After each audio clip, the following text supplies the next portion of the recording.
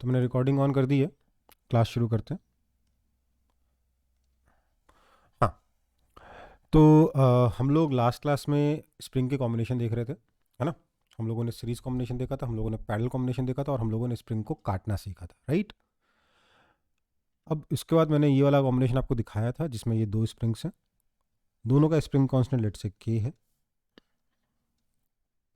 और ये दोनों इस तरीके से लेट से थीटा एंगल पर ऐसे रखे हुए, मतलब दोनों के बीच में एंगल 2 थीटा है। वर्टिकल के साथ दोनों स्प्रिंग्स थीटा एंगल बना रहे हैं, और ये जो ब्लॉक है ये सिर्फ वर्टिकल डायरेक्शन में मूव कर रहा है, हॉरिजॉन्टल डायरेक्शन में मूव नहीं कर रहा है। तो उस केस में वर्टिकल डायरेक्शन के अलोंग इस सेटअप का स्प्रिंग कांस्टेंट कितना होगा ये हमें देखना है, ठीक है। समझ में आई बात। अब देखो, यस सर। मैंने भले यहाँ जेई एडवांस ओनली लिखा हुआ है, बट ऐसा है नहीं, ये मतलब बस थोड़ा सा जो बाकी सीरीज कॉम और पैरेलल है उससे थोड़ा सा हायर लेवल है, ठीक है। बात समझिए, मेरे पास ये एक स्प्रिंग, ये दूसरा स्प्रिंग है ना, और ये चला गया है नीचे by distance let's say x. ये एक्स बहुत छोटा है, हमें ये एज्यूम करना होगा, जिससे कि स्प्रिंग का जो वर्टिकल के साथ एंगल है थीटा, वो उसमें कोई खास चेंज ना आए, ठीक है। समझ में आई बात। Theta is almost a constant, ठीक है, एज हम लोग एक्स को स्मॉल ले रहे हैं, ठीक है बेटा। Yes sir. तो अगर थीटा ऑलमोस्ट कांस्टेंट है क्योंकि एक्स छोटा है, इसलिए हम क्या कहेंगे, हम बोलेंगे कि ये जो पॉइंट है इसका जो डिस्प्लेसमेंट हुआ है एक्स, स्प्रिंग के अलोंग कितना गया है ये थीटा, तो ये भी थीटा है ना। तो यस सर। स्प्रिंग में जो एक्सटेंशन हुआ है, स्प्रिंग में एक्सटेंशन इन स्प्रिंग, क्योंकि दोनों स्प्रिंग आइडेंटिकल हैं, सिमेट्रिकल केस है, तो एक्सटेंशन इन स्प्रिंग्स, ध्यान दीजिए, ये जो पार्टिकल का जो डिस्प्लेसमेंट हुआ है इसके दो कंपोनेंट हैं, एक रेडियल और एक टेंजेंशियल। रेडियल कंपोनेंट ने सेपरेशन बढ़ा है इन दोनों पॉइंट्स के बीच में, मतलब वही एक्सटेंशन है, right. So this is your x cos theta. मैं एक्स को थोड़ा नीचे लिख देता हूँ ताकि कोई कंफ्यूजन ना हो। ये आपका एक्स है, और ये आपका एक्स कॉस थीटा, और ये आपका एक्स साइन थीटा है। कोई आपत्ति किसी को? हम्म। No sir. तो एक्सटेंशन इन स्प्रिंग्स कितना है? तो सर एक्सटेंशन इन स्प्रिंग्स हो जाएगा, बताइए, x cos theta, right. Spring का एक्सटेंशन है एक्स कॉस थीटा, इतना स्प्रिंग एक्सटेंड करी। तो इसका मतलब वो जो ब्लॉक है उस ब्लॉक के ऊपर कैसे फोर्सेस लगे? सर एक तो लगा के एक्स कॉस थीटा इधर की तरफ, और एक लगा के एक्स कॉस थीटा इधर की तरफ, है ना, राइट। अब इन दोनों का कंपोनेंट वर्टिकल डायरेक्शन में कितना आ जाएगा? के एक्स कॉस थीटा, के एक्स कॉस थीटा, दोनों का कॉस थीटा और लगेगा, राइट। Yes sir. सो जो नेट फोर्स आएगा वो कितना हो जाएगा? 2 के एक्स कॉस थीटा का कॉस थीटा, सर 2 के एक्स कॉस स्क्वायर थीटा। तो 2 के cos square theta times x. इसलिए के इक्विवेलेंट कितना होगा बताइए तो? 2 के कॉस स्क्वायर थीटा। कोई दिक्कत, कोई परेशानी, कोई समस्या हो तो बता दो। सर वो दोनों तरफ के एक्स कॉस थीटा कैसा है? क्योंकि बेटा जितना एक्सटेंशन इस, ध्यान दीजिए मैंने इसकी एनालिसिस नहीं करी है, एक काम कर, कन्फ्यूजन यही है। अब समझ में आ रहा है? इस स्प्रिंग में एक्सटेंशन कितना है? ओ yes sir. X cos theta, yes sir, अब समझ गए। समझ गए? सर उसका मुझे लगा उसमें भी एक्स साइन थीटा, पर नहीं नहीं नहीं उसमें नहीं भी नहीं एक्स कॉस थीटा है। नहीं नहीं नहीं नहीं, ठीक है। दोनों यस में ही एक्सटेंशन कितना है? एक्स कॉस थीटा, ओके बेटा। Yes sir.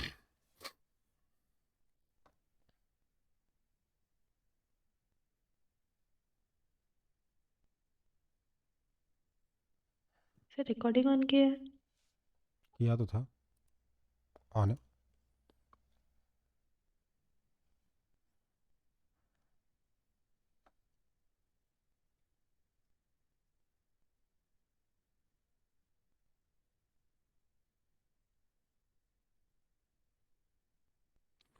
कोई दिक्कत? नो सर, आगे बढ़ें। सर एक मिनट। कॉपी हो गई।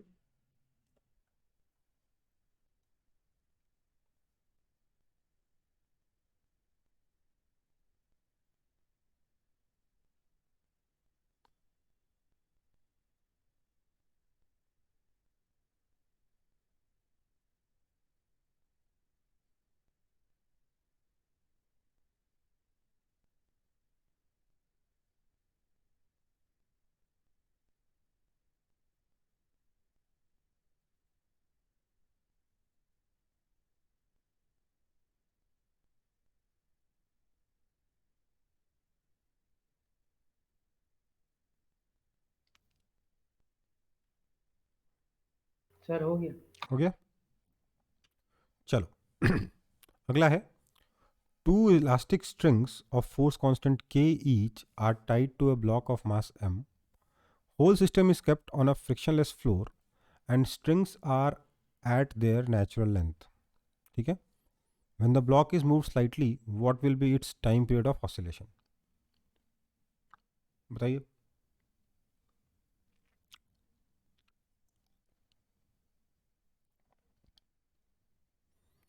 ये दोनों स्ट्रिंग सीरीज में है कि पैरेलल में है?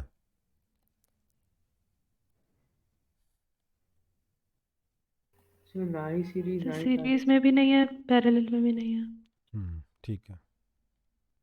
सर हम्म सर पर पिछला केस मतलब ऐसे ही क्वेश्चन जब स्प्रिंग में किए थे तो उसमें दोनों में ऐड हो जा रहा था, पर इसमें तो सिर्फ एक ही लगेगा क्योंकि वो तो स्लैक हो जाएगा। हाँ बस, स्लैग हो जाएगा। हाँ बस वही है।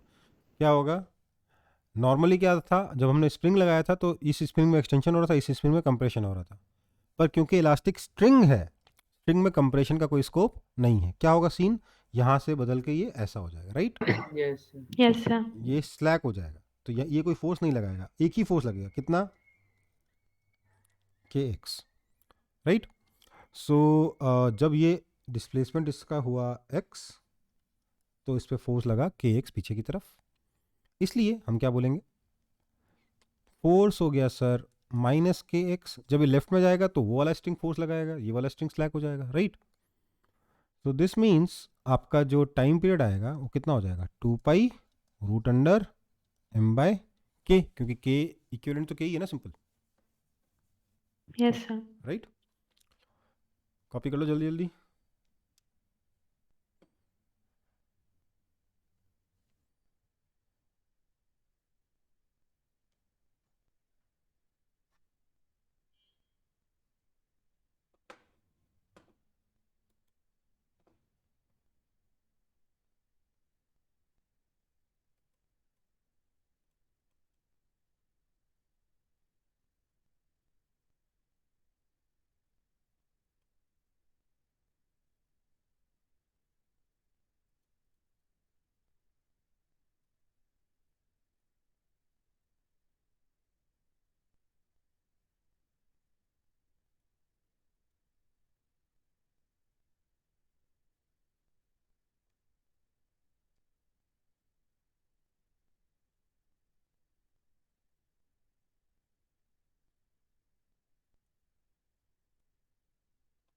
आगे बढ़े।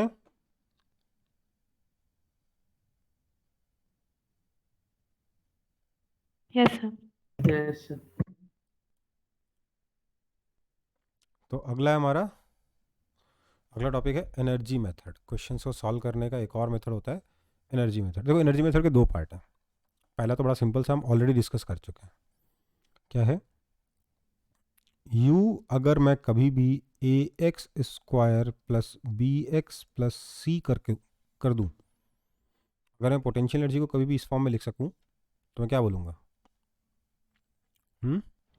माइनस डी एफ इंटू तो x equal means force is equal to कितना हो जाएगा, minus d u by d x, that is equal to minus 2 a x minus b, right? Yes, That sir. is equal to minus 2a times x minus b by 2a. कोई दिक्कत? No, sir. अगर मेरा a positive है, if a is positive, तो ये SHM की condition है कि नहीं है? यस हाँ है ना? Yes, sir. मीन पोजीशन कहाँ है?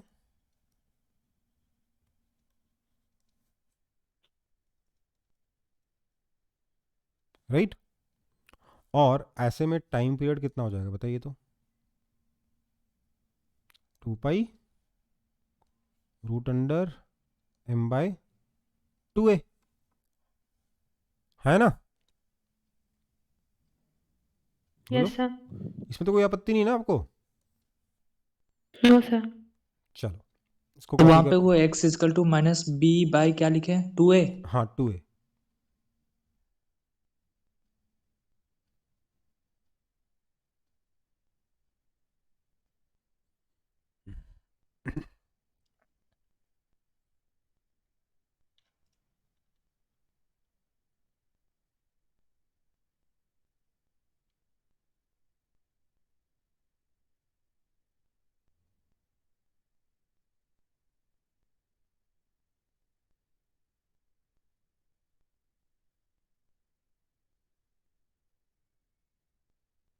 यस से होगी।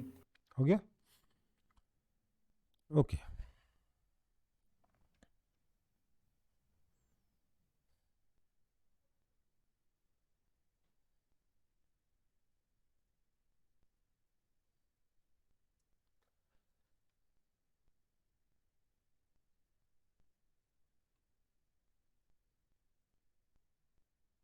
Yes, sir. Done.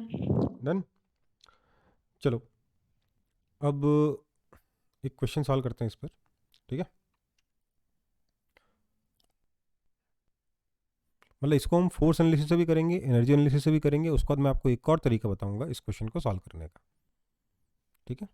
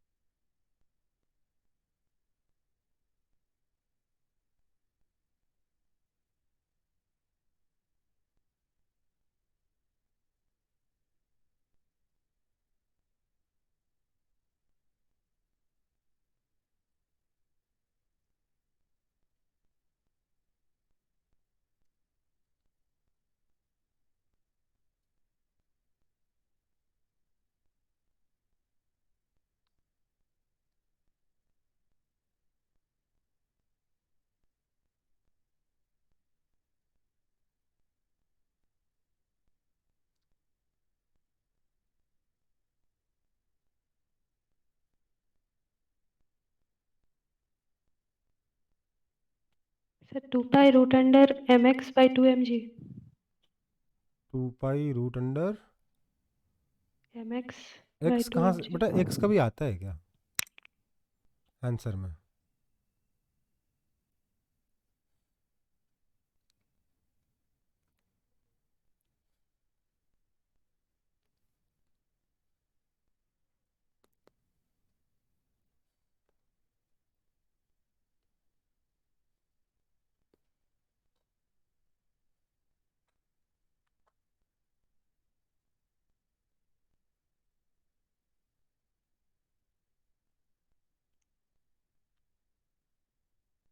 सॉल्व करें?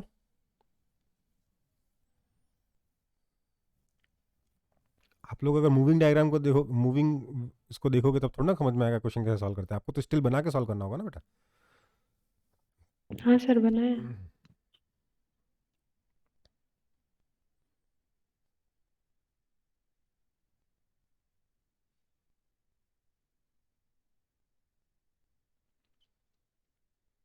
चलो शुरू करता हूँ,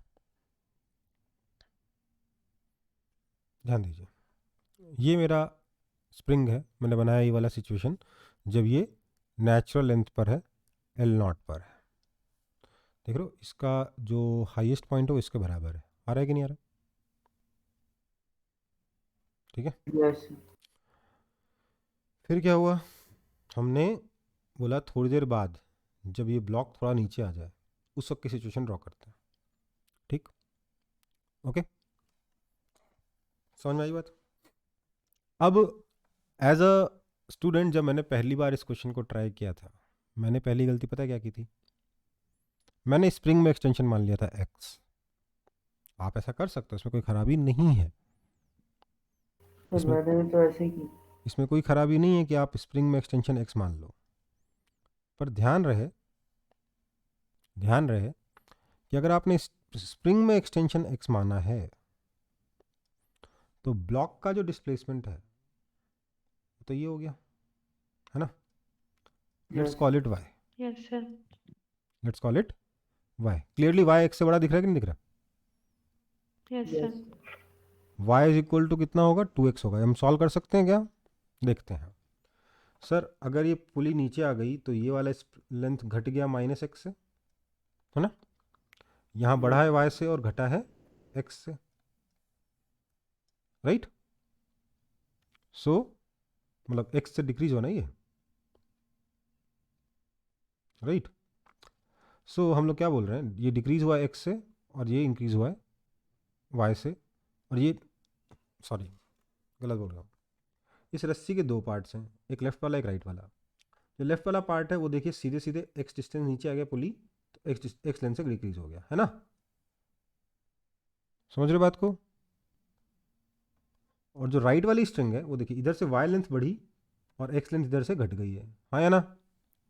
बोलो। Yes sir.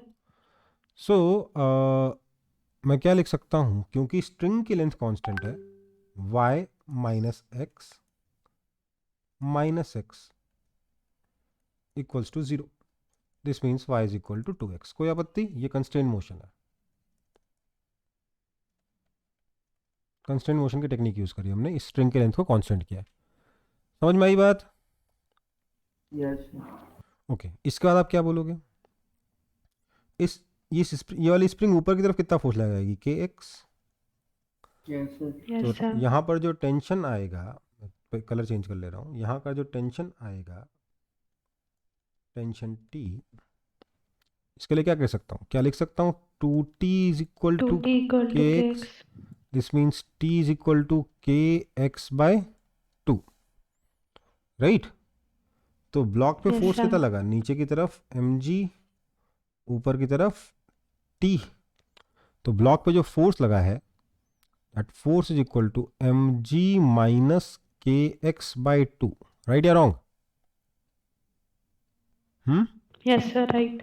तो क्या मैं लिख सकता हूँ? Time period is equal to 2 pi root under m upon k by 2, हाँ या ना? लिख सकता हूँ कि नहीं? बोलो। यस नहीं लिख सकता। पूछो क्यों नहीं लिख सकता? क्यों सर? क्योंकि इस इक्वेशन में x क्या होना चाहिए? डिस्प्लेसमेंट फ्रॉम मीन पोजीशन या डिस्प्लेसमेंट, राइट? Yes sir. क्योंकि अगर मैंने कांस्टेंट के साथ किया तो सिर्फ डिस्प्लेसमेंट होना चाहिए x कहीं ना कहीं से, पर ब्लॉक का डिस्प्लेसमेंट तो y है। समझ में आया problem? Yes sir. As x is not the displacement of block, इसीलिए मैंने कहा था गलती क्या होती है सबसे पहले, कि हम लोग स्प्रिंग का एक्सटेंशन x मान लेते हैं और उसके बाद अंत में जल्दी में वही x लिखकर x के साथ जो कोएफिशिएंट आ रहा होता है उसी को यूज़ करके हम लोग टाइम पीरियड निकाल देते हैं, हाँ या ना? ये गड़बड़ है कि नहीं है? आपको क्या करना यस चाहिए? सर। आपको क्या लिखना चाहिए? सर एफ कितना हो गया? एम जी के एक्स बाई टू है, बढ़िया, बट एक्स कितना है? Y by two. तो एफ इज इक्वल टू, अब मैं यहाँ पर सही से लिख रहा हूँ, f is equal to m g minus x की जगह वाई बाई टू, तो m g minus k y by four. कोई आपत्ति? तो अब फोर्स कांस्टेंट कितना आया? के बाय फोर आया ना। सो टाइम पीरियड कितना हो जाएगा? 2 pi root under m upon k by four. ये आपका करेक्ट आंसर है। समझ में आया कि नहीं? Yes sir. भैया बात समझो, जिस ब्लॉक पर फोर्स लिख रहे हो उसी ब्लॉक के डिस्प्लेसमेंट के टर्म में लिखोगे तब ना आंसर आएगा। Yes sir. समझ में आया? तो ऐसे थोड़ा ना कि मतलब हमने सर फोर्स इस पे लिखा, डिस्प्लेसमेंट उसका लिया और जो मन में आया वो कर दिया। समझ में आई बात? Yes sir. इसको कॉपी कर लो।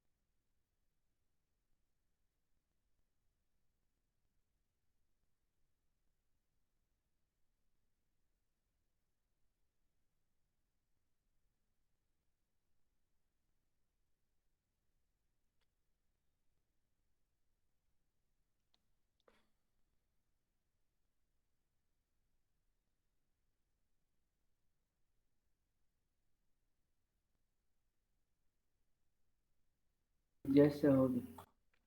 हो गया? नहीं सर, नहीं हुआ।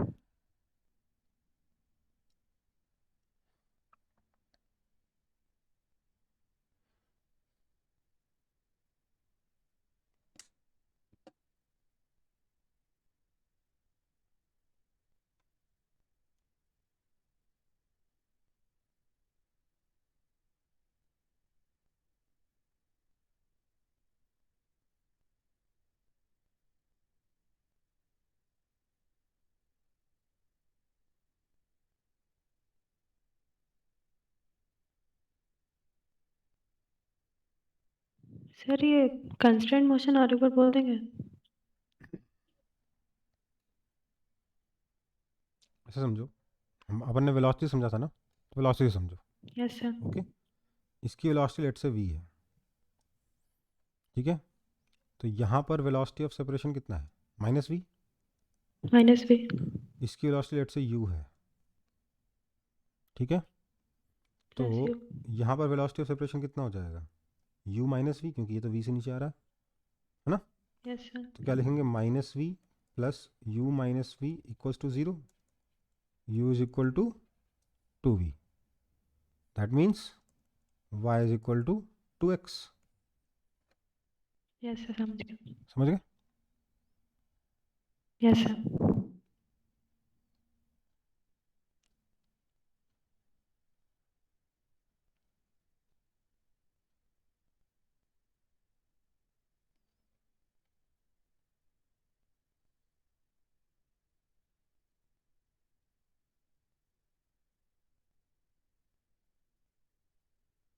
यस सर, हो गया। हो गया?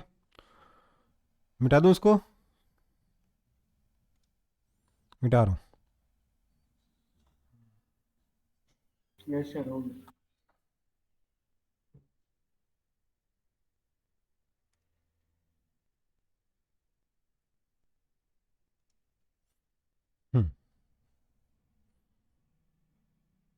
चलो फिर अब देखेंगे एनर्जी एनालिसिस।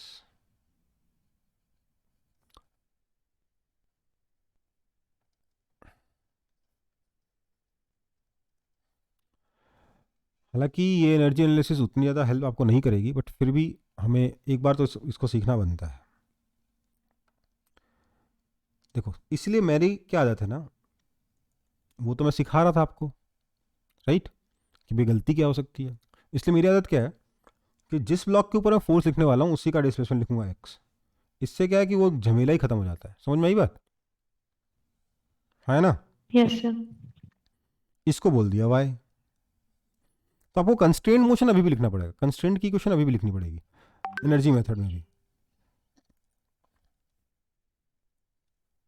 कंस्ट्रेंट की क्वेश्चन क्या है बताइए?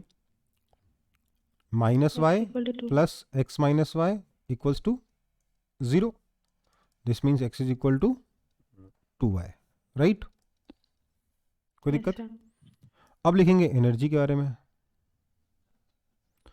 इसकी जो पोटेंशियल एनर्जी हुई वो कितनी हो गई? Minus m g x. जो इनिशियल स्टेज है उसमें एनर्जी 0 मान ली, ठीक है? तो ये एक्स नीचे आ गया तो minus m g x gravitational potential energy हो गई, plus half k y square, right? यही हुआ ना? y की वैल्यू यहाँ सब्स्टिट्यूट कर दो तो क्या आ जाएगा? This means u is equal to minus m g x plus half k y is equal to x by 2, so x square by 4, that is equal to minus m g x plus k x square by 8। ये आपका potential energy है। कोई आपत्ति किसी को?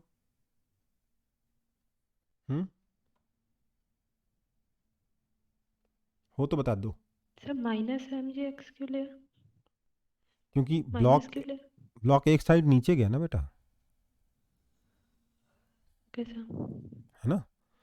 यहाँ पे मैंने ग्रेविटेशनल पोटेंशियल एनर्जी को 0 माना। इनिशियल स्टेट में मेरा ये भी, इसका भी 0 है, स्प्रिंग का भी 0 है, और इसको भी मैंने 0 मान लिया ताकि मेरी इक्वेशन आसान पड़े, राइट? तो क्योंकि एक साइड नीचे गया तो हमने क्या बोला, इसकी एनर्जी कितनी होगी? Minus m g x. So this means अगर मैं फोर्स लिखूंगा तो फोर्स इसका डिफ्रेंशिएशन हो जाएगा माइनस के साथ, तो that will be equal to m g minus k x by 4 आया, minus d by d x से। Yes yes sir. सर। आ गया ना फिर? Yes sir. Yes sir.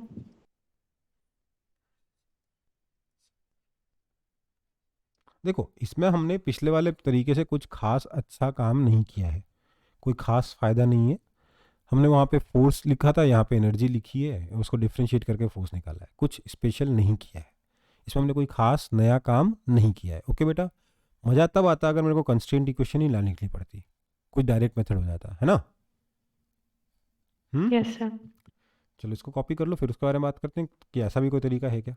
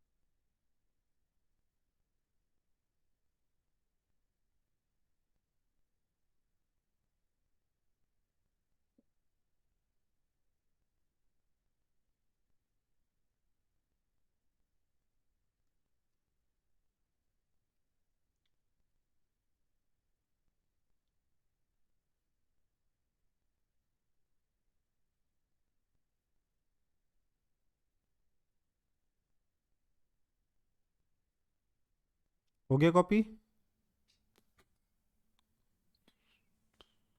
Yes sir. Okay. बढ़े आगे? मिटा दे रहा हूँ फिर से। Yes sir. अब देखो, अब है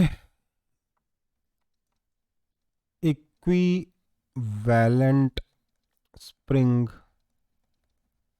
मेथड, ठीक है? इसके पीछे बेसिक इक्वेशन जो हमें समझनी है, जो हमें ऑलरेडी मालूम है, जिसका हम यूज़ करने वाले हैं, वो क्या है कि potential energy of spring is equal to f square by 2k, यही होता है ना? बोलो बोलो, वो यही होता है ना भाई?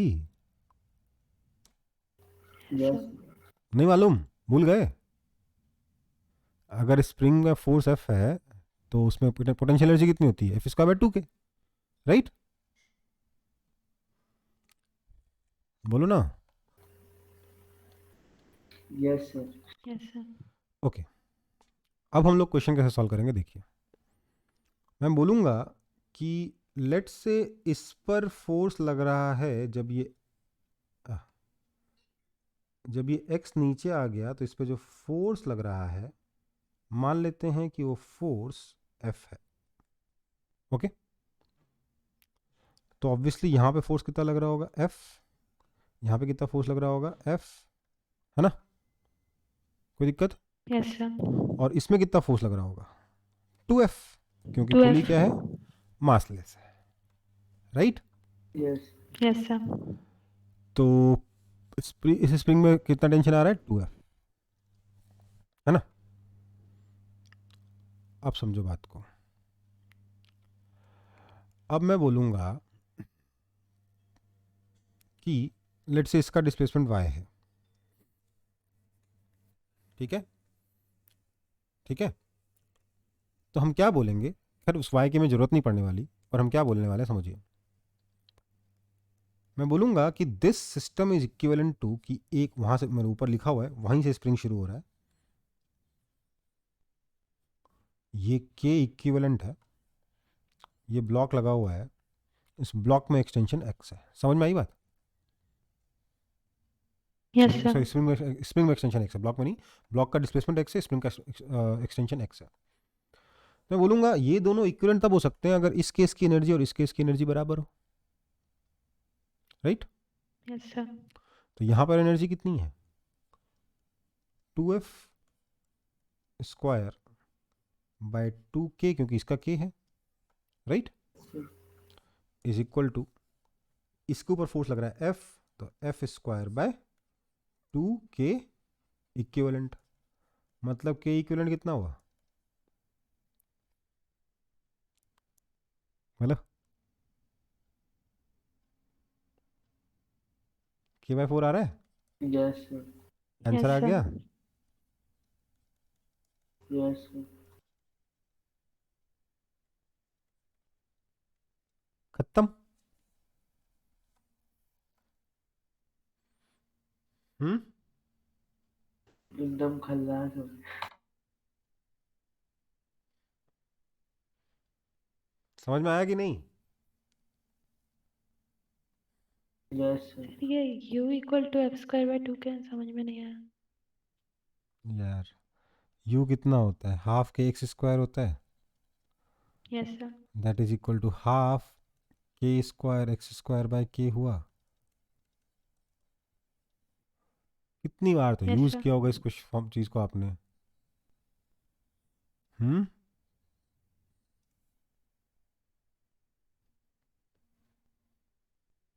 समझ में आया कि Yes, अभी भी sir. समझ में समझ नहीं आया? हम्म, Yes, sir. समझ गए.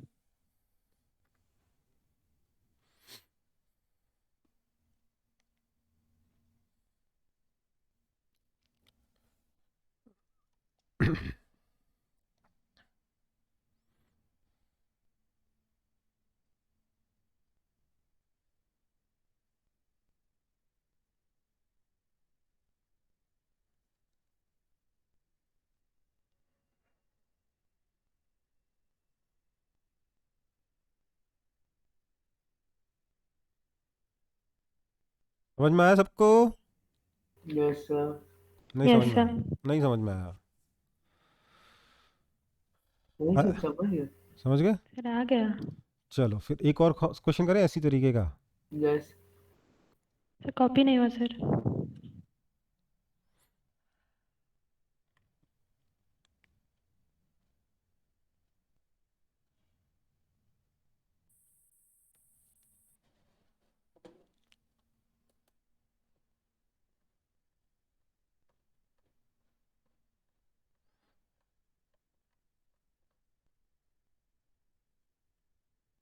Yes, sir, done.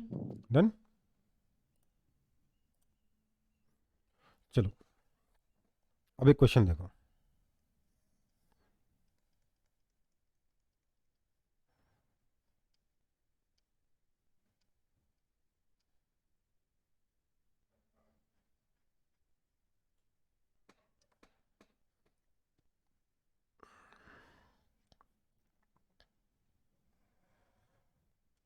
ठीक है,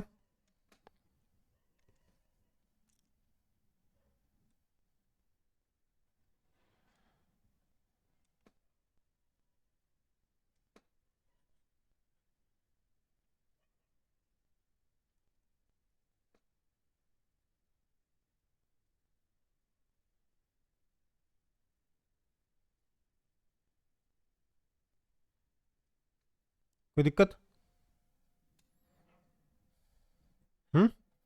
No, sir.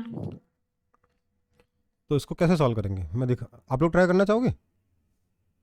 Yes Yes, sir.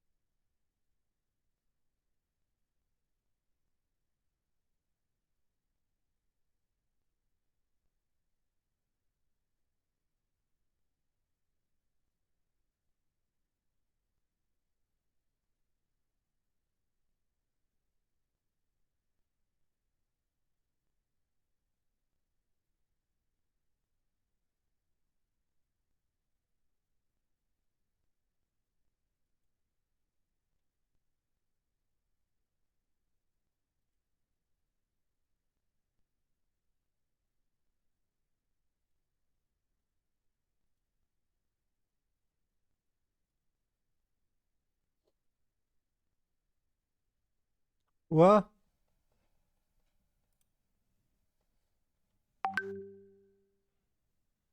Sir, 2 pi root under 2m by k. हाँ शायद सही है। देखो कैसे सॉल्व करेंगे इसको।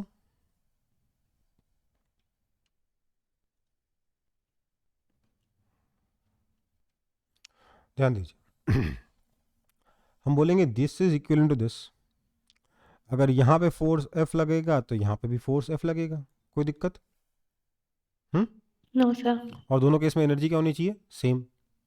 हम लोग अगर यहाँ पे फोर्स F है तो यहाँ का फोर्स कितना है? F है ना। इस स्प्रिंग में फोर्स कितना आया? F। यहाँ कितना आया? 2F। यहाँ कितना आया? F और F, राइट। तो इस केस में जो स्प्रिंग की पोटेंशियल एनर्जी हो रही है वो कितनी हो रही है? F² by 2K plus F² by 2K। This has to equal to यहाँ पे स्प्रिंग की energy that is F² by 2K equivalent. मतलब कि K इक्विवेलेंट कितना हो गया बताइए तो? 2K हुआ या K बाय 2 हुआ? Yes K by 2. राइट। तो मतलब हमारा टाइम पीरियड कितना हो जाएगा? 2 pi root under m upon 2m K by by k. 2। कोई दिक्कत? No sir. अब देखो, इसमें मेरे को कोई ख़राबी लगती नहीं है, मेरे को इसमें पर्सनली कोई ख़राबी नहीं लगती, ठीक। पर पता है आपको, जहाँ जहाँ तक जगह ये इतना सिंपल सी चीज़ भी ट्रिक की तरह दे रखी होती है। क्या बोलते हैं वो, ये सारा का सारा 2 कैंसिल कर देते हैं और सारा का सारा f को भी कटा के 1 कर देते हैं। क्या बोलते हैं बताता हूँ। बोलते हैं यहाँ का फोर्स मानो 1, तो यहाँ का कितना सीरीज आया? में 1 आया। यहाँ का 2 आया, यहाँ का 1 आया, यहाँ का भी 1 आया, राइट। तो फिर क्या लिखोगे, यहाँ का 1 है ना, तो लिखो 1 square by k equivalent is equal to 1 square by k plus 1 square by k. समझ में आया?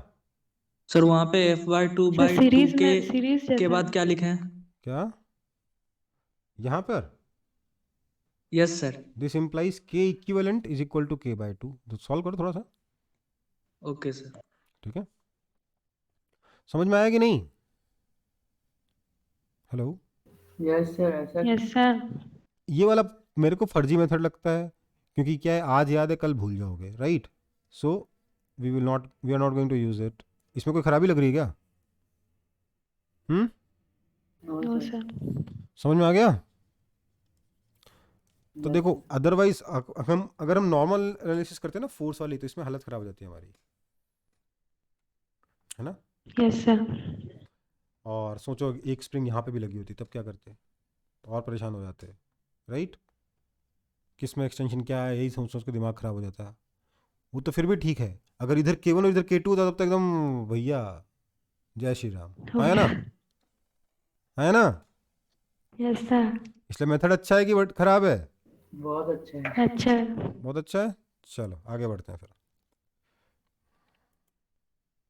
अबे हाँ, डैम्प्ड ऑसिलेशन, ठीक है। डैम्प्ड ऑसिलेशन क्या होता है, देखो, देखना है। यस। धीरे धीरे डिक्रीज करता है। हम्म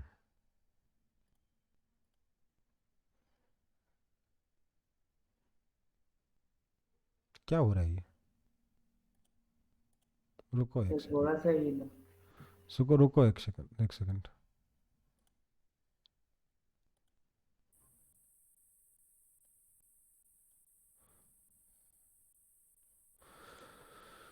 हाँ चलो, यहाँ मेरे पास एक रिजिड सपोर्ट है, ठीक है। इस रिजिड सपोर्ट से मैंने एक पेंडुलम को बांध दिया, टंग जा भाई, टंग गया, ठीक है। तो अब क्या होगा, अगर मैं इसे हिला के छोड़ूंगा तो धीरे धीरे धीरे धीरे रुक जाएगा ना। Yes sir. इस तरीके के ऑसिलेशन को क्या कहते हैं? Damped damped oscillation, oscillation. ठीक है। डैम्प्ड ऑसिलेशन क्या होता है सर? ये एक ऑसिलेशन है which is under the influence of damping force और वेलोसिटी अपोजिंग फोर्स, ठीक है। समझ में आई यस बात? सर। डैम्पिंग फोर्स का मतलब क्या है? वेलोसिटी को अपोज करने वाला फोर्स। अब आपने एक ऐसा फोर्स पढ़ा है जो वेलोसिटी को अपोज करता है, पढ़ा है कि नहीं पढ़ा अभी तक? विस्कोसिटी पढ़ा है? Yes sir. Yes sir. पढ़ा है विस्कोसिटी? No sir. नहीं पढ़ा है। मैंने पढ़ा है ना, force equal to -6 pi eta r v. Yes sir. Dimension analysis कभी किया होगा? मैंने नहीं पढ़ा होगा, किसी और से पढ़ा होगा, मतलब डायमेंशन एनालिसिस में कभी देखा होगा, कहीं ना कहीं देखा होगा, राइट। नहीं देखा है? कोई बात नहीं, हाँ सर, सुना हुआ लग रहा है। कोई बात नहीं, नहीं मालूम है, कोई बात नहीं, क्योंकि हम उसको यूज़ भी नहीं करने वाले। मैं आपको सिर्फ इतना बता रहा हूँ कि जो फोर्स लगने वाला है वो वेलोसिटी को अपोज करेगा, इसकी वजह से धीरे धीरे वो फोर्स क्या करेगा? नेगेटिव वर्क करेगा, राइट। बोलिए। Yes yes sir. वो जो एडिशनल फोर्स है वो वेलोसिटी को अपोज करेगा, तो फिर क्या होगा? वो नेगेटिव वर्क करेगा, जिससे धीरे धीरे एनर्जी Yes, का लॉस sir. होता जाएगा और धीरे धीरे इसका एम्पलीट्यूड खत्म हो जाएगा, है ना। समझ में आई बात? यस। Yes so sir. हम क्या कह रहे हैं, आपका फोर्स कैसा दिखेगा? -k तो चाहिए ऑसिलेशन के लिए, साथ ही साथ एक -bv भी रहेगा जो वेलोसिटी के अपोज कर रहा है। इस फोर्स को मैं क्या बोल रहा हूं? इसका नाम है सर डैम्पिंग फोर्स। क्या नाम है इसका? Damping force. फोर्स, ठीक है। इसी की वजह से, क्योंकि ये फोर्स एडिशनल फोर्स लग रहा है माइनस के एक्स के ऊपर, इसी की वजह से क्या होगा, धीरे धीरे एनर्जी का लॉस होगा, क्योंकि ये फोर्स वेलोसिटी को अपोज कर रहा है, नेगेटिव पावर प्रोवाइड कर रहा है, राइट। यस अब यस देखो, सर। ऐसा ऑसिलेशन आपने कहाँ देखा है? पानी के अंदर अगर पेंडुलम चलाओगे तो ऐसा ही कुछ होगा ना। सर, Yes, हवा sir. में भी चलाएंगे तब भी ऐसे ही। वो तो हवा में तो टाइम लगेगा, बट पानी में चलाओगे तो जल्दी जल्दी हो जाएगा, हनी में चलाओगे तो एकदम Yes, ऐसे एकदम sir. तुरंत ही खत्म हो जाएगा। यस और नो? यस तो Yes, sir. अब यहाँ से मैं क्या लिख सकता हूँ सर? इसका मतलब ये हो गया कि सर जितना डेंस लिक्विड में करेंगे उतना जल्दी खत्म हो जाएगा। डेंस नहीं, विस्कस। Yes, sir. ठीक है, आप सही डायरेक्शन में सोच रहे हो, पर थोड़ा सा कम सोच रहे हो आपको, क्योंकि पता नहीं वर्ड। तो क्या है, फोर्स कितना हो जाएगा? फोर्स होता है m d2x dt2 minus b dx dt। Yes और नो? सर। अब ध्यान दीजिएगा, ये जो इक्वेशन है ना, इसमें डिफरेंशिएशन भी है, डबल डिफरेंशिएशन भी है। ये है आपका second order differential equation.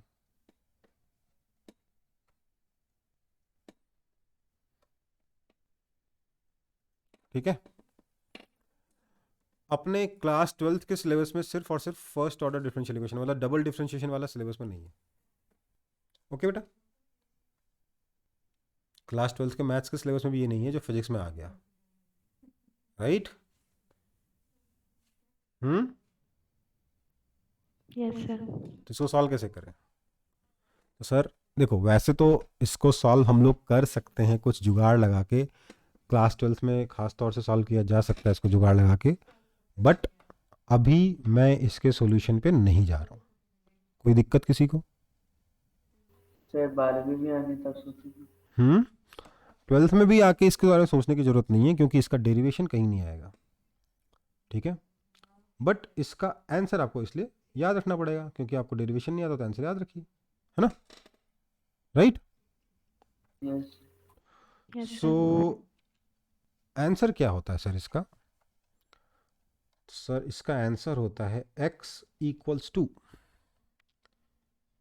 a into e to power minus b t by 2m times sine of omega dash t plus 5। Sir ये क्या है? इतना लंबा कोई सॉल्यूशन होता है? इतना लंबा तो बायोलॉजी में, केमिस्ट्री में फॉर्मूला नहीं होता है ना, बायोलॉजी में इतना लंबा वर्ड नहीं होता, इतना लंबा सेंटेंस याद नहीं करना होता है। ये कैसा चीज़ आ गया फिजिक्स के अंदर, है ना? अभी फॉर्मूला खत्म नहीं हुआ है, ओमेगा डैश कितना ही तो बताना है ना। Yes, sir. तो सर ओमेगा डैश है, ध्यान दीजिएगा, ओमेगा डैश है सर माइनस बीटी के नीचे क्या लिखे हैं, Z M. 2m। Omega dash क्या है बेटा? तो सर ओमेगा डैश है under root of k by m minus b square by 4m square. हाँ यही होता है, समझ में आया? याद हो जाएगा? सर। No, sir. नहीं ना? तो अगला कुछ हाँ सर हो जाएगा। अगले कुछ मिनट मैं आपके लिए आपको ये फॉर्मूला, गंदा सा फॉर्मूला याद कराने की कोशिश करूंगा अगले कुछ मिनट में। ठीक है, जरूरत है तो याद तो करना पड़ेगा ना भाई। याद तो करना पड़ेगा ना, है ना? बोलो। क्यों सर? क्योंकि एग्जाम में आता है। ये आता है? हाँ सर ये आता है बिल्कुल आता है भाई, तो तब याद कर लेंगे। आई एम सॉरी टू से, बट ये आता है, इसलिए आपको याद तो करना पड़ेगा। तो अब कैसे याद करें? सर एक्स क्या है सर, डिस्प्लेसमेंट? एक्स का है यहाँ पे, हाँ एक्स डिस्प्लेसमेंट है, हाँ ठीक है। अब देखो मैंने पेंडुलम बता रखा है, आपका मतलब समझो कि पेंडुलम में तो थीटा होता है, बट समझ गए ना बात को, किसी भी जगह पर अगर पोजीशन एक्स के टर्म में ये एक्सप्रेशन हो तो ये इक्वेशन एक्स की बनेगी in terms of time. Sir ये बस डैम्प्ड ऑसिलेशन के लिए एप्लीकेबल है? हाँ, तो डैम्प्ड ऑसिलेशन की इक्वेशन लिखी है, उसी को सॉल्व करेंगे तो उसी का ना फॉर्मूला आएगा। हाँ सर। ठीक है, इसको सॉल्व करके ये बनता है। ठीक है सर, इतना मासूम सा क्वेश्चन इतना गंदा सॉल्यूशन देता है, पता ही नहीं था मैं। 2 लाइन का फॉर्मूला बनाया। बोलो, यस सर। ये तो कहाँ का इंसाफ है सर। कॉपी कर लिया कि नहीं कर लिया? मैं आपको ऐसे लिख रहा हूँ कि आपको कॉपी करने का टाइम दे रहा हूँ। No sir. पहले फिर आप टाइम दे रहे। जल्दी कॉपी करो। सर हो गया कॉपी? कुछ लोगों का नहीं हुआ है।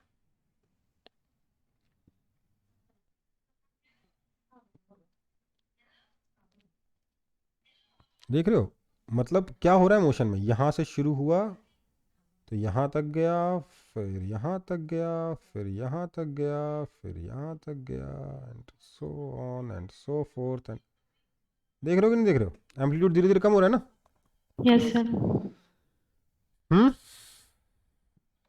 Yes sir. देख रहे हो जैसा बनाया वैसा ही है ना? यस और नो? सर एकदम वैसे। ठीक है, यस सर। ठीक है। तो अब इस फॉर्मूले को याद करने की कोशिश करते हैं। अगले पेज पे बढ़ूँ आगे। Yes sir. तो ये हमारा फॉर्मूला है सर। सबसे पहले तो मैंने बोला एक टर्म डिफाइन करते हैं ओमेगा नॉट। ओमेगा नॉट क्या है सर? ये है नेचुरल फ्रीक्वेंसी। ये क्या था जो बिना डैम्पिंग के था? Under root of k/m। Okay okay. Sir ये वो फेज का फ्रीक्वेंसी नहीं है? हाँ वही है, बिना डैम्पिंग के एसएचएम की जो एंगुलर फ्रीक्वेंसी थी वो है, उसको नेचुरल फ्रीक्वेंसी बोलेंगे। नेचुरल एंगुलर फ्रीक्वेंसी बोल दो आप। फ्रीक्वेंसी का मतलब यहाँ पे एंगुलर फ्रीक्वेंसी, ठीक है, लेकिन नेचुरल वाली है जो कि बिना डैम्पिंग फोर्स के आ रही थी हमारे सिस्टम में। ठीक है, यस सर। नेक्स्ट हम लोग डिफाइन कर रहे हैं, नया टर्म बोल रहे हैं ओमेगा डी है ये। ठीक है, काम करता हूँ, कैपिटल डी से हम कुछ और रिप्रेजेंट करते हैं, इसलिए इसको मैं ओमेगा स्मॉल डी कर दे रहा हूँ। ठीक है, ये क्या है सर? ये है damping frequency.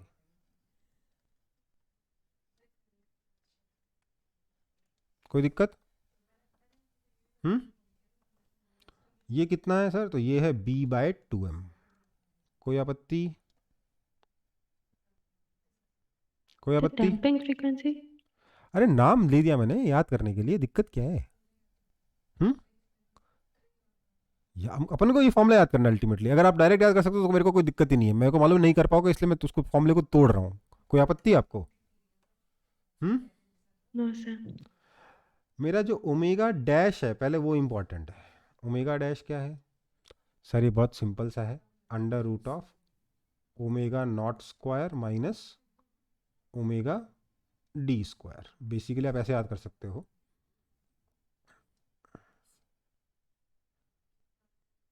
Omega dash omega not omega damping.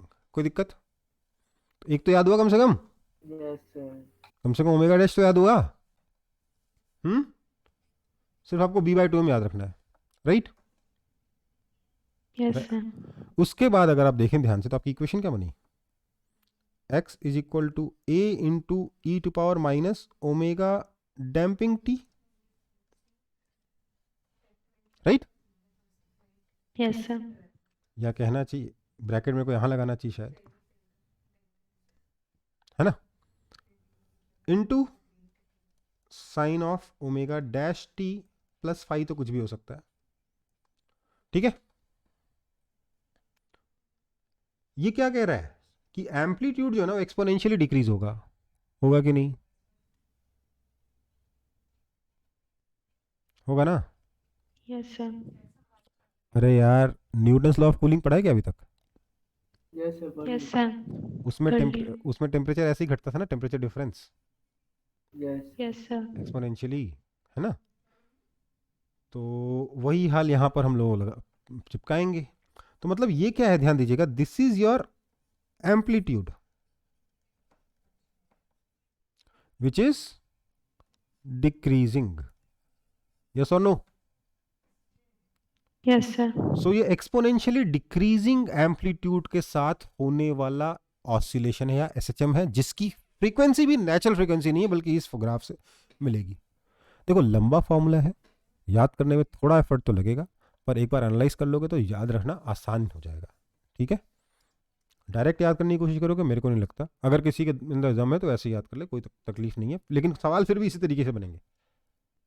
ठीक है, तो ये एनालिसिस तो करनी पड़ेगी कि एम्पलीट्यूड डिक्रीज हो रहा है, हो रहा है कि नहीं हो रहा।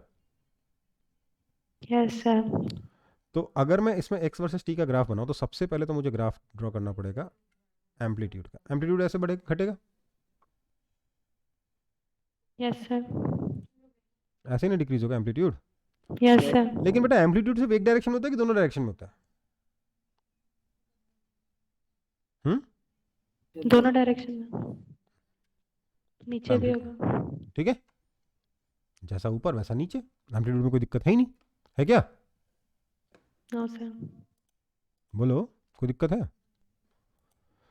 अरे क्या हुआ ये? No sir. No, sir. ठीक है, तो अब क्या होगा देखो, अब हम लोग कहेंगे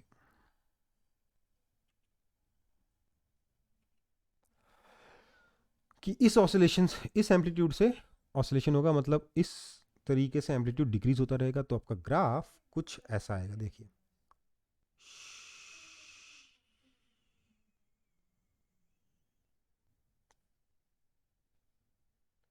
ध्यान दीजिएगा,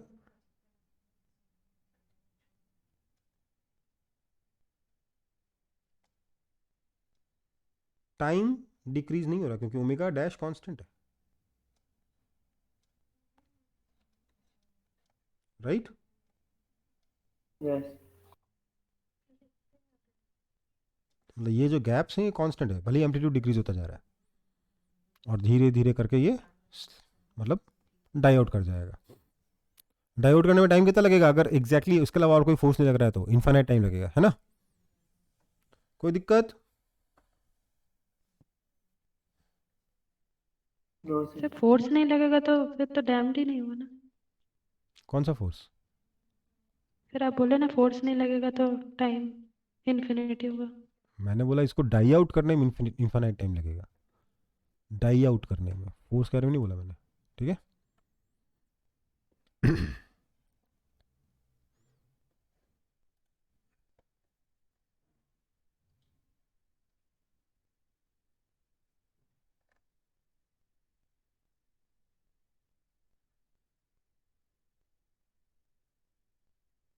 सर हो गया। हो गया, बढ़े आगे। सर एक मिनट।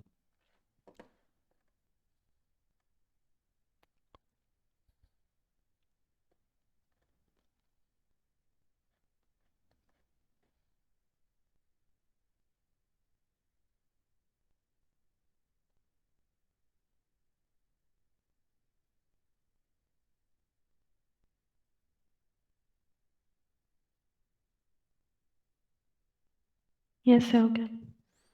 आगे बढ़े। यस। तो डैम्प्ड ऑसिलेशन खत्म हो गया। ठीक, अब आता है फोर्स्ड ऑसिलेशन। क्या आता है? Forced oscillation. सर ये क्या बला है?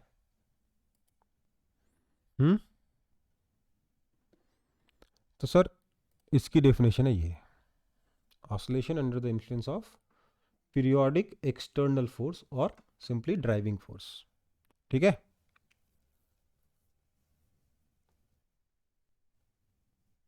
समझ में आया? Yes sir. तो सर ये होता क्या है? पीरियोडिक एक्सटर्नल फोर्स होना चाहिए। ठीक है, तो इस केस में आपको फोर्स की इक्वेशन पता क्या बनेगी?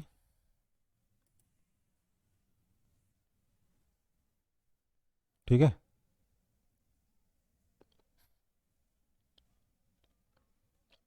समझ में आया?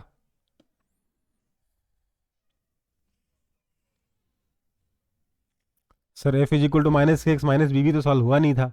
F is equal to minus x minus b plus f not sine omega driving, ये ओमेगा, ओमेगा कैपिटल डी क्या है? ड्राइविंग फ्रीक्वेंसी क्या है? Driving frequency. सर वो तो सॉल्व हुआ नहीं, ये कहाँ सॉल्व होगा मुझसे? होगा क्या अपने से सॉल्व ये? नहीं सर। तो मैं क्या करना है, रिजल्ट याद करना फिर से, है ना? सर उसका रिजल्ट इतना गंदा आया था तो इसका कैसा आएगा सर? और गंदा। देखते हैं। सबसे पहले तो बेटा जो भी ऑसिलेशन आएगा अल्टीमेटली वो सिर्फ और सिर्फ ड्राइविंग फोर्स की फ्रीक्वेंसी से होगा, ठीक है?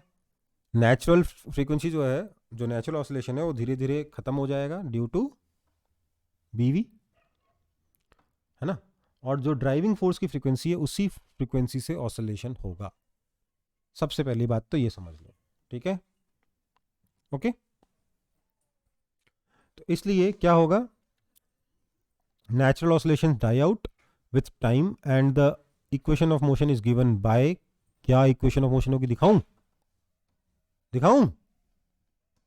Yes sir. डर लग रहा है? नो सर, लग रहा है बहुत हल्का है।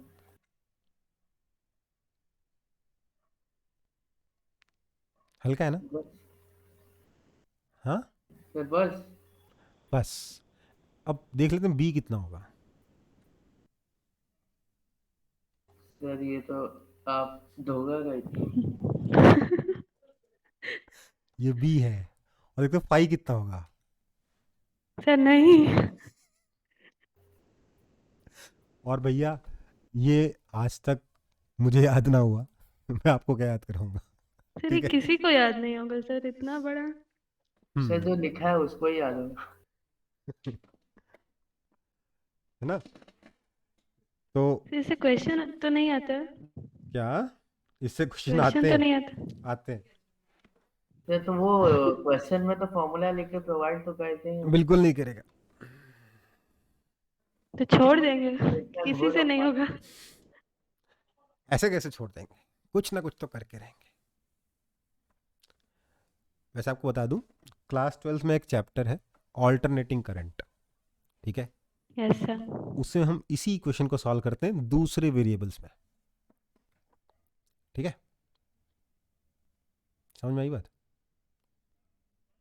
और यही इक्वेशन का जो सॉल्व भी नहीं करते, इस इक्वेशन का बोलते हैं सॉल्यूशन, ये होता है उसको याद करते हैं। पूरे चैप्टर में उसको याद करने का तरीका है, एक पूरा चैप्टर सिर्फ उस सॉल्यूशन का, ये जो दिखा है ना, इसको याद कैसे किया जाए इफेक्टिवली, यही वो चैप्टर।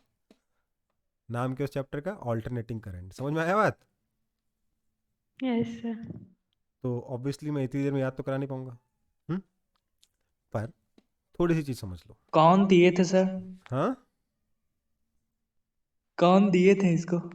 बेटा, ये तो ऐसे बहुत बड़ी बड़ी इक्वेशन सॉल्व हो चुकी है, ये तो लल्लूपन जो इक्वेशन है कॉलेज के फर्स्ट ईयर में सॉल्व कर लोगे इसको आप, ठीक है? ये लल्लू है? हाँ, कॉलेज के फर्स्ट ईयर सॉल्व कर लेते हैं बच्चे इसको, ठीक? अब देखो बात कुछ और है। बात ये है कि सर हम इसको याद कैसे करें? तो यार ये पूरा याद सर नहीं हम करना। नीट वाले हैं। सुन तो लो बात को, नीट में और ज्यादा आता है, यही तो झमेला है इसके साथ। तो सुन लो एक बार, क्यों क्यों सर? सुन तो लो यार, क्या आता है समझ तो लो। देखो भाई, ये याद नहीं करना है, तसल्ली मिली थोड़ी सी? Yes sir. खाली बी आते थे। ये याद नहीं करना है। सबसे पहले याद क्या करना है सर? इसको याद करना है। अब इसको भी समझिए, ये देख के ज़्यादा डरावना है, इसकी भी एनालिसिस करते हैं अगले पेज पे थोड़ी सी।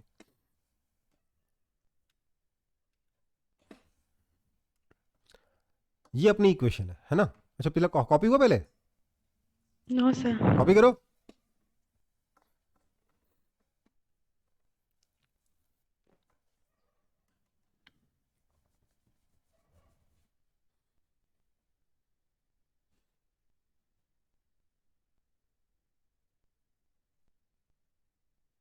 यस सर, हो गया। एक काम करो, इसका अगर नहीं कॉपी करे तो स्क्रीनशॉट ले लो यार, यस सर ठीक है। और उसका बाद में लिख लेना लेकिन, ठीक है? हाँ सर। जल्दी ख़त्म करते हैं, इसे लिखने में बहुत टाइम लग जाएगा आप लोगों को और फिर मुझे मालूम है गलत गलत भी लिखोगे सब लोग। हाँ सर। ये कहाँ नॉट था, कहाँ स्क्वायर था, सब गड़बड़ कर दोगे, इसलिए आराम से बैठ के लिखना, जल्दबाजी कुछ नहीं है, ठीक है? लेकिन लिख लेना एक बार, ठीक है? ओके, सो अपने पास ये इक्वेशन थी बी की, ये एम्पलीट्यूड है। सर एक बार पीछे कीजिए सर, थोड़ा सा। दब गया बटन? यस हो जाए, बढ़ूँ आगे? Yes sir. ठीक, देखो अब देखो यहाँ पर ना थोड़ी सी चीज़ समझोगे बहुत आसान हो जाएगा। मेनली इसमें पूछा जाता है रेजोनेंस के बारे में। किसके बारे में? रेजोनेंस के बारे में बोल रहे हैं। देखो, ड्राइविंग फ्रीक्वेंसी कितनी हो जिससे कि एम्पलीट्यूड मैक्सिमम हो जाए। ओके, तो जवाब क्या है? If omega driving is equal to omega not,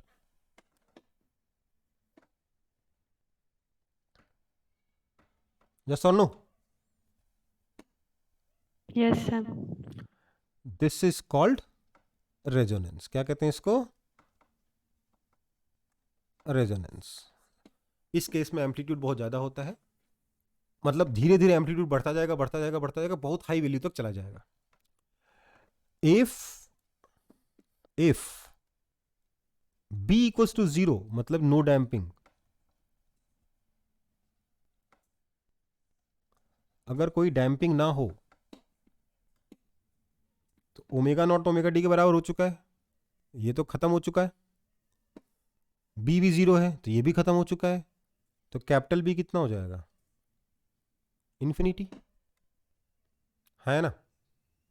that is Yes, कहने का मतलब यह है कि अगर बी स्मॉल बी स्मॉल है, मतलब डैम्पिंग बहुत कम है, एंड ड्राइविंग फ्रीक्वेंसी अगर ओमेगा नॉट के बराबर है, तो आपका जो एम्पलीट्यूड है ये becomes very, amplitude is equal to very large, right?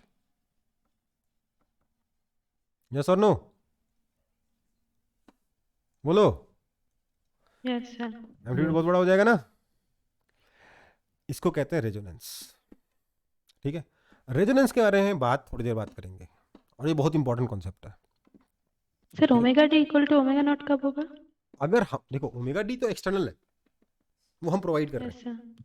अगर हम ओमेगा डी जो प्रोवाइड कर रहे हैं वो ओमेगा नॉट के बराबर प्रोवाइड कर दें, तो उस केस में क्या होगा? एम्पलीट्यूड बहुत बड़ा हो जाएगा, इसको कहते हैं रेजोनेंस सिचुएशन। सर ये कब होगा? अरे ये जब हम कंट्रोल करेंगे। ओमेगा डी क्या एक्सटर्नल है ना, एक्सटर्नल कौन अप्लाई करता है? आप अप्लाई करते हैं, मैं अप्लाई करता हूँ, राइट? यस है सर। ना? तो जब एक्सटर्नल ड्राइविंग फोर्स की जो फ्रीक्वेंसी है, अगर हम उस फ्रीक्वेंसी को नेचुरल फ्रीक्वेंसी से मैच कर दें तो ऑसिलेशन बहुत ज्यादा होने लगेगा, ये कह रहा हूँ। कोई दिक्कत? No sir. तो दोनों केस में omega driving equals omega not होना चाहिए। हाँ, ओके ठीक है। ओमेगा नॉट मतलब नेचुरल फ्रीक्वेंसी, ओमेगा नॉट क्या है? Under root of k by m, ठीक है? कोई दिक्कत? No sir. तो सर एक वो लास्ट में क्या लिखे हैं? Amplitude is equal to very large, ठीक है? अब देखो, मैं कुछ और समझाने की कोशिश कर रहा हूँ, पहले उस पर आने दो मेरे को, कॉपी बाद में कर लेना, बात को समझो मैं क्या कह रहा हूँ। मैं कह रहा हूँ कि अगर ओमेगा डी ओमेगा नॉट के बराबर हो जाए तो ये वाली टर्म 0 हो जाएगी, सिर्फ ये वाली Yes, टर्म sir. बचेगी। इसका मतलब क्या होगा? आपका जो बी है बहुत ज़्यादा हो जाएगा, मैक्सिमम हो जाएगा, राइट? क्योंकि डिनोमिनेटर बहुत यस सर। छोटा हो गया है। कोई दिक्कत? No sir. चलो, तो ये होती है रेजोनेंस की सिचुएशन। ये क्या होती है? रेजोनेंस की सिचुएशन होती है, ठीक? अब समझो बात को। रेजोनेंस की सिचुएशन में हमारी ये एक टर्म 0 हो जा रही, इसलिए ये हम याद रख सकते हैं कि सर ऊपर तो F0 है, उसमें तो कोई आपत्ति वाली बात है नहीं, मास नीचे है, इतना ध्यान रखना है, क्योंकि एम्पलीट्यूड ऐसे भी F बाय, मतलब डायमेंशन मैच करोगे तो F बाय एम ओमेगा का डायमेंशन आने वाला है, राइट? एम ओमेगा स्क्वायर का डायमेंशन आने वाला है ना? समझो बात को। ऐसे जब मैं फोर्स कितना होता था? -m omega -x. Square x होता था कि नहीं होता था? तो x Yes, कितना sir. होने वाला है? F upon m omega square, यही होने वाला है ना फोर्स। माइनस होगा। Yes sir. ठीक है, मैं यहाँ पर डायमेंशन के बारे में बात करना चाह रहा हूँ। तो यहाँ पर बी एम्पलीट्यूड है, उसका डायमेंशन एक्स के बराबर है, न्यूमरेटर में एफ हुआ, नीचे एक एम आया, साथ में अंदर ओमेगा स्क्वायर होना चाहिए कि नहीं होना चाहिए। मैं फॉर्मूला Yes, याद sir. कराने की कोशिश कर रहा हूँ, थोड़ा सा ज़्यादा हेल्प नहीं होगी, हल्की हेल्प हो जाएगी। लेकिन तो अंदर एक टर्म में तो क्या है, एक का स्क्वायर माइनस दूसरे का स्क्वायर का होल स्क्वायर, ताकि रूट लोगे तो स्क्वायर बचा रह जाए, ओमेगा स्क्वायर बचा रह जाए डायमेंशन वाला। ठीक है, ओके। Yes sir. दूसरी चीज समझ लो कि इन दोनों में से किसी भी एक टर्म को गायब कर दूंगा तो ये रूट गायब हो जाता है, तो ये अपने आप में एक हेल्प कर देगा। क्या सर, क्या बोला? इन दोनों ब्रैकेट्स में से अगर एक ब्रैकेट को गायब कर दूंगा तो रूट जो है वो गायब हो जाएगा, क्योंकि स्क्वायर का रूट हो जाएगा खत्म, यहाँ भी Yes, sir. स्क्वायर का रूट हो गया खत्म। कुछ हेल्प मिली याद रखने में? Yes sir. अंदर ओमेगा स्क्वायर का डायमेंशन होने वाला है, उस स्क्वायर के अंदर भी ओमेगा स्क्वायर का डायमेंशन होने वाला है, ताकि m इंटू ओमेगा स्क्वायर बन सके। Okay, yes sir. कुछ तो आसान हुआ ना। हाँ इसमें सर। भी यहाँ Yes, पर sir. एक टर्म में क्या होगा, एक का स्क्वायर माइनस दूसरे का स्क्वायर करेंगे सच दैट दोनों इक्वल होने पे कैंसिल हो जाए। Yes sir. ठीक है, तो यहां तक याद हो गया, बचा ये। Yes sir. देखो b बाय 2m क्या था, ओमेगा ड्राइविंग था, सॉरी ओमेगा डैम्पिंग था। Omega damping into omega driving है टू टाइम्स, ये क्या है 2 omega damping into omega driving, right. ये भी ओमेगा स्क्वायर का डायमेंशन आ गया।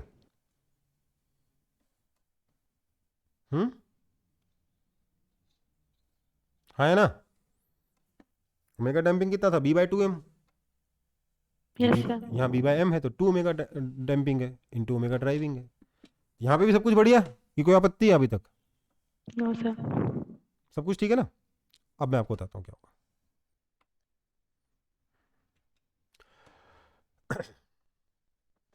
कुछ मैं ये नहीं कह रहा हूँ कि एकदम याद हो गया, बट कुछ तो हुआ जो आपको थोड़ा सा तो आसान लग रहा है पहले के मुकाबले। लेकिन मेजर जो है ना, ये फॉर्मूला याद होना हो, उससे ज्यादा क्या क्या क्या इंपॉर्टेंट है कि व्हेन रेजोनेंस टेक्स प्लेस,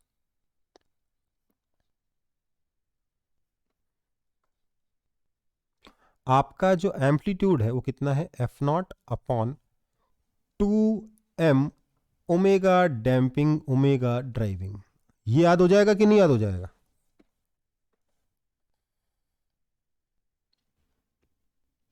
बोलो। एम कहाँ सर? ओ हाँ, यस सर।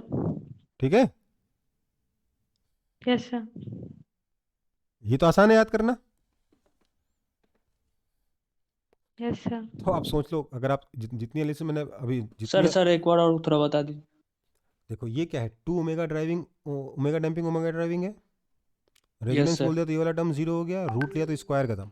ठीक है, यस सर। तो क्या बचा, 2 omega damping omega driving into mass, है ना। Yes sir. अब इजी हो गया कि नहीं हो गया पहले से? Yes sir. चलो हाँ सर। अब थोड़ी सी बात कर लेते हैं रेजोनेंस की।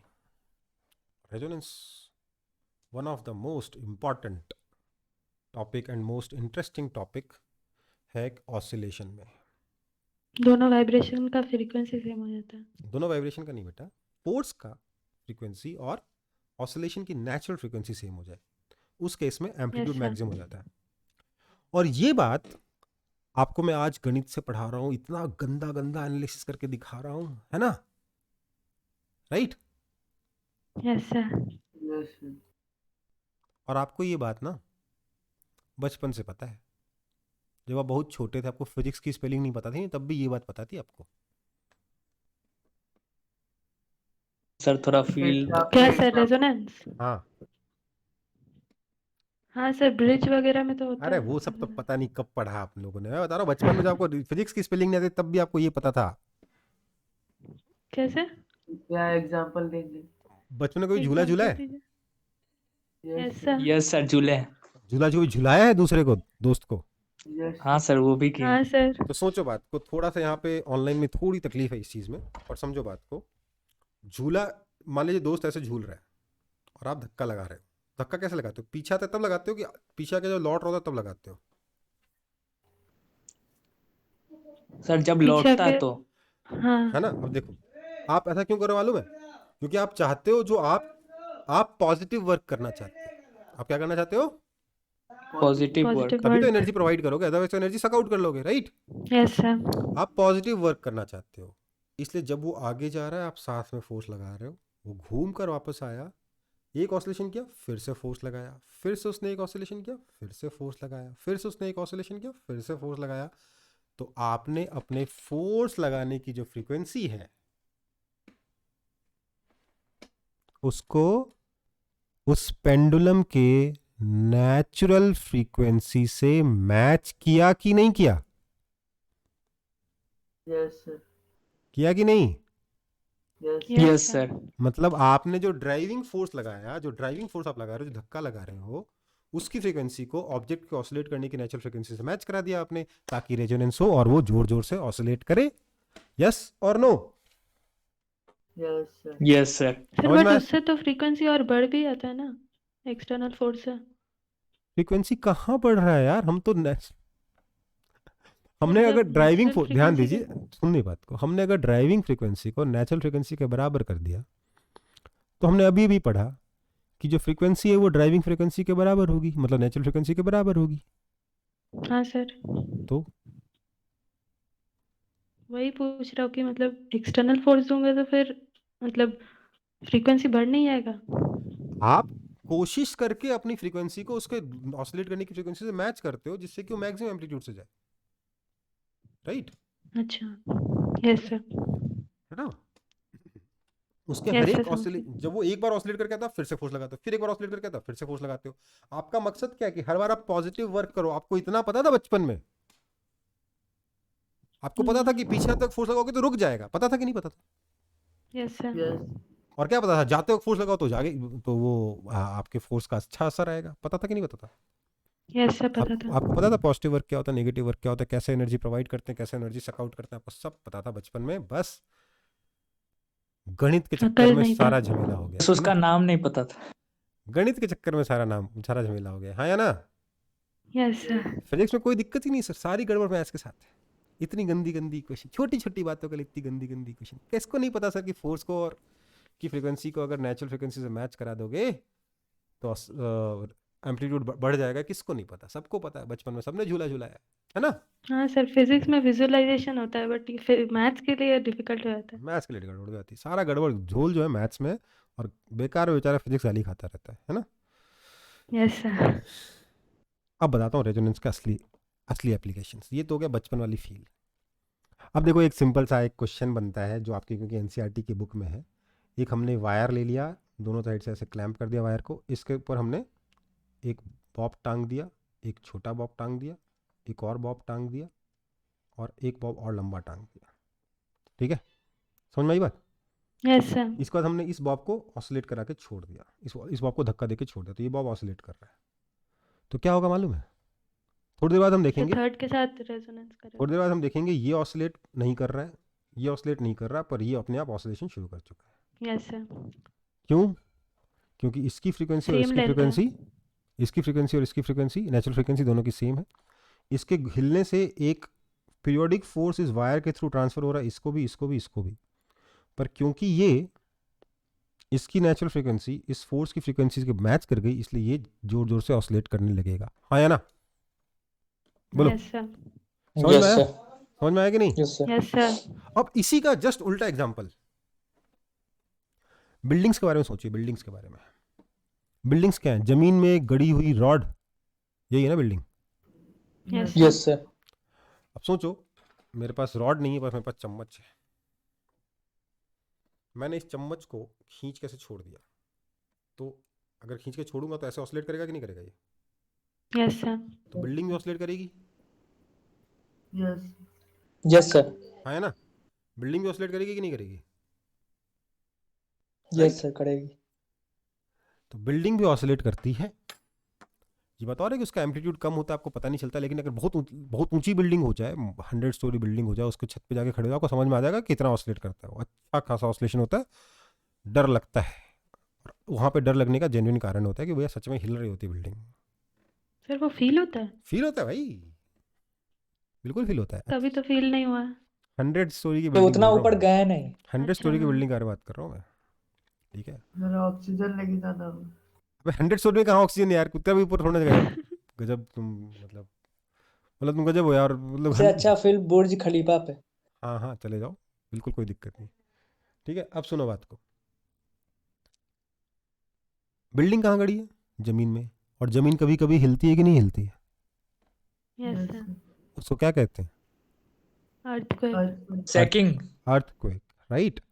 जब अर्थक्वेक आएगा तो सोचिए, अगर गलती से अर्थक्वेक की फ्रीक्वेंसी किसी बिल्डिंग की नेचुरल फ्रीक्वेंसी से मैच कर गई, खत्म। वो बिल्डिंग तो गई, है ना? Yes sir. Yes sir. समझ में आई बात? Yes sir. तो ये अपने आप में एक मुसीबत है बिल्डिंग के सर तो डिजाइन। बाई चांस कभी हो नहीं सकता ऐसा? ऐसा होता है कई बार, होता है क्या होता है, एक ही सोसाइटी है, सारी बिल्डिंग एक ही जैसी बनी है, बड़ी सोसाइटी है, 3 फ्लोर की सारी बिल्डिंग खड़ी है, 5 फ्लोर की सारी बिल्डिंग्स खड़ी हैं, 4 फ्लोर की सारी बिल्डिंग गिर गई। समझ में आई बात? समझ में आया कि नहीं? Yes sir. क्यों हुआ ऐसा? रेजोनेंस। रेजोनेंस की वजह से। तो रेजोनेंस बड़ी जबरदस्त चीज है भाई, बड़ी जबरदस्त चीज। सर इसीलिए ब्रिज भी तो टूट जाता है ना, हाँ, वो इसीलिए रेजोनेंस ब्रिज गाड़ी पे, का इसीलिए ब्रिज पे oscillation। सोल्जर्स मार्च नहीं करते। उनको हाँ सिखाया सर। जाता है कि देखो तुम लोगों को हमने इतना एक अच्छा खाना खिलाया है, इतना तुमको दौड़ाया, इतनी कसरत कराई है कि तुम लोग हो गए हो एकदम मजबूत, तुम एक साथ पैर मारोगे तो ब्रिज टूट जाएगा। अबे यार ऐसा नहीं होता है भाई। क्या होता है कि अगर वो लगातार सबके सब वो वहां पे परेड कर रहे हैं, मान लेते हैं, वहां पे अगर ब्रिज के ऊपर वो लोग परेड कर रहे हैं, तो क्या होगा, फिक्स इंटरवल के बाद बार बार फोर्स लगेगा, एक सारे सबके पैर से धाड़ धाड़ यस धाड़ सर। धाड़, एक पर्टिकुलर फ्रीक्वेंसी से सबके फोर्स लगेगा। वो सर। फ्रीक्वेंसी अगर गलती से ब्रिज के ऑसिलेट करने की, किसी भी नेचुरल फ्रीक्वेंसी से, एक ऑब्जेक्ट के ऑसिलेट करने की मल्टीपल नेचुरल फ्रीक्वेंसी हो सकती है, हम नेक्स्ट चैप्टर में पढ़ेंगे। अगर किसी भी नेचुरल फ्रीक्वेंसी से गलती से वो फ्रीक्वेंसी मैच कर गई तो वो ब्रिज गया, आया ना? समझ में आई बात? इसलिए soldiers do not march on bridge. Bridge.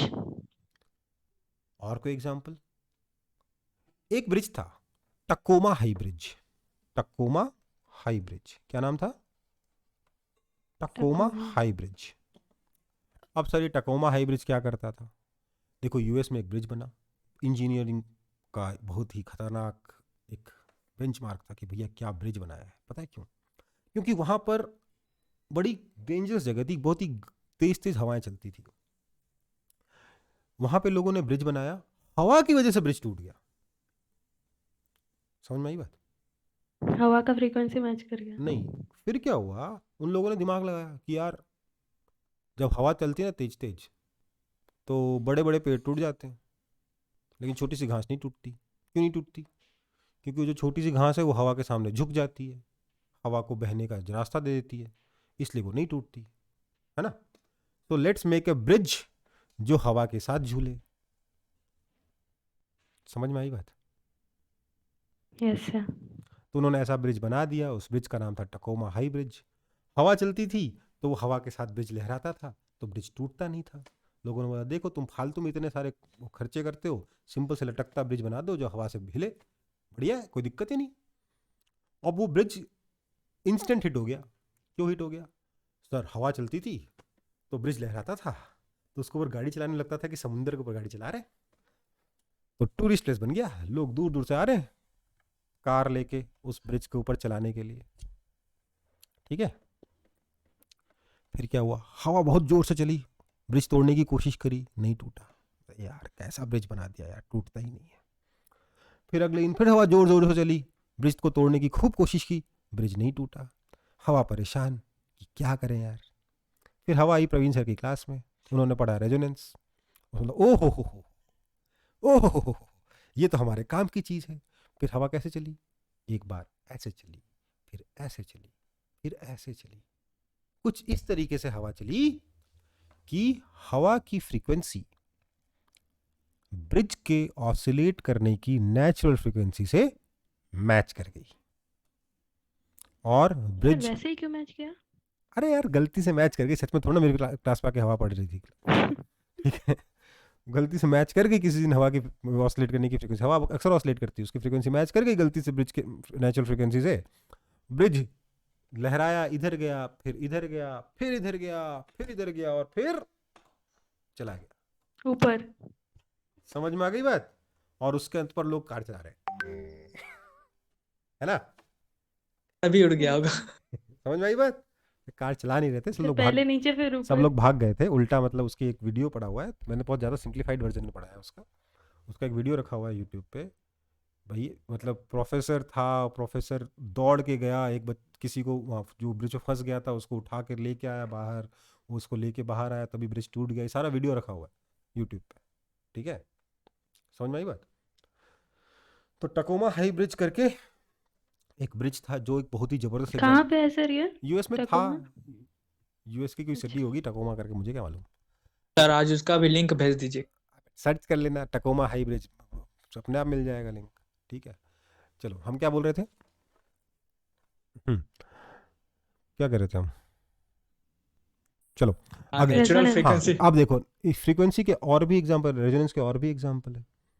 एक और एग्जांपल है, देखो हम लोगों ने खाना पकाया, कभी पकाया, कभी किसी ने खाना पकाया Yes, sir। लॉकडाउन में, जब घर में कोई आ नहीं रहा था Yes, आपके sir। आपके पेरेंट्स की हेल्प करने के लिए, कभी एक दिन में सोचा कि आज हम कम से कम एक चाय ही बना के पिला दे माँ बाप को? सोचा किसी ने? हाँ सर। हाँ। No, Yes, sir। नहीं ना, सब नालायक हो। हाँ सर। तो सुनो बात को, चलो ठीक है सुन लो। तो क्या है कि खाना पकाते हैं किचन में, मल्टीपल तरीके हैं। आग पे पका सकते हैं, इलेक्ट्रिक कुकर में पका सकते हैं, इलेक्ट्रिक हीटर के ऊपर पका सकते हैं। फिर एक चीज़ आती है इंडक्शन कुकर, इंडक्शन। है ना? उसके बाद एक और चीज़ आती है माइक्रोवेव, राइट? आपको Yes, पता है sir। माइक्रोवेव कैसे काम करता है? माइक्रोवेव में सर, माइक्रोवेव से पकता है खाना, और क्या? माइक्रोवेव में एनर्जी होती है, उससे खाना पक जाता है। बिल्कुल अच्छी बात है, सही बात है, पर समझिए बात को, वो जो माइक्रोवेव है ना, वो ऐसी मारी जाती है कि जिसके वेव में जो इलेक्ट्रिक फील्ड है ना, उस इलेक्ट्रिक फील्ड की जो फ्रीक्वेंसी ऑसिलेट करने की, इलेक्ट्रोमैग्नेटिक वेव है ना भाई वो, Yes, sir। Yes sir. उसके जो इलेक्ट्रिक फील्ड की जो फ्रीक्वेंसी है, वो पानी के मॉलिक्यूल्स या तेल के मॉलिक्यूल्स के ऑसिलेट करने की नेचुरल फ्रीक्वेंसी से मैच कर जाए। रेजोनेंस हो गया, पानी गर्म हो गया, तेल गर्म हो गया, खाना पक गया, हाँ या ना? Yes sir. तो फिर तो ब्लास्ट कर जाता सर। बे कंट्रोल्ड है, ऐसे थोड़ा ना मतलब बट समझ गए, रेजोनेंस का यूज करके माइक्रोवेव काम करता है। Okay, yes sir. पक्का? Yes sir. Yes sir. Yes, चलो, sir। और कोई एग्जांपल? एक और सर बहुत ही बड़ा ही अनोखा एग्जांपल है, एरोप्लेन का डिजाइन। एरोप्लेन में क्या होता है? विंग्स होते हैं, हाँ या ना? Streamline। Yes sir. विंग्स होते हैं, समझो एरोप्लेन में इंजन भी होता है। और विंग्स देखो, विंग्स के बारे में सोचो, विंग्स को मैंने ऐसे दबाया, ऐसा ऑसिलेट किया कि नहीं किया? हाँ। करेगा?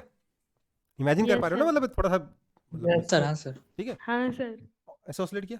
अब समझिए बात को, एरोप्लेन में इंजन भी है, इंजन को आप कितना भी बैलेंस कर लो, कहीं ना कहीं एक ना एक डायरेक्शन में बायस तो आएगा ही। सेंटर ऑफ मास पे एग्जैक्टली तो हिंज नहीं होगा ना, थोड़ा बहुत तो हल्का सा एरर तो आएगा, आएगा कि नहीं आएगा? Yes, उस sir। एरर, अब उस एरर के साथ वो घूम रहा है इंजन। जब इंजन घूमेगा तो उस एरर की वजह से फोर्स का एक फ्रीक्वेंसी बनेगा हल्का सा। Yes। अगर वो फ्रीक्वेंसी गलती से विंग के ऑसिलेट करने की नेचुरल फ्रीक्वेंसी से मैच कर गई तो क्या होगा? क्रैश। पहले तो एरोप्लेन की चिड़िया बन जाएगी, फिर Yes, sir। ऐसे ऑसिलेट करते करते विंग चला जाएगा और एरोप्लेन का मिसाइल बन जाएगा, हाँ या ना? Yes, sir। Yes, sir। समझ में आई बात? तो रेजोनेंस कितनी जबरदस्त चीज है, समझ में आया कि नहीं? सर तो उसके लिए Yes। Yes, precaution sir। क्या लेता है sir? We need to make sure कि इंजन के घूमने की कोई भी फ्रीक्वेंसी विंग के ऑसिलेट करने की किसी भी नेचुरल फ्रीक्वेंसी के साथ मैच ना करे। ये है इंजीनियरिंग, कैसे होता है मतलब? यही तो मेहनत है। ये तो मेहनत है भाई और क्या, ठीक है। Yes sir. गलती से मैच कर गया, कांड हो गया, ठीक है। इंजन कभी ऐसी फ्रीक्वेंसी से ऑसिलेट करेगा ही नहीं जो विंग की नेचुरल फ्रीक्वेंसी के आसपास हो, घूमेगा ही नहीं ऐसी फ्रीक्वेंसी से। समझ में आई बात? यस सर अब Yes, sir. डाउट्स कब लेंगे सर? मैंने सोचा था ये वाला पार्ट जो है ना 1 घंटे में खत्म हो जाएगा, 1 घंटे से ज्यादा लग गया, थोड़ा टाइम हो गया। नहीं सर, और डिले मत कीजिए ना प्लीज। मैं एक काम कह रहा हूँ, सुनो ना, नो सर, सुनो नो ना, सुनो सर। ना, मेरी बात तो सुनो। मैं कह रहा हूँ कि क्या नाम है, एक्चुअली मैंने बात करी थी सर से, तो सर, मैं एक सेकंड बोल रहा हूँ।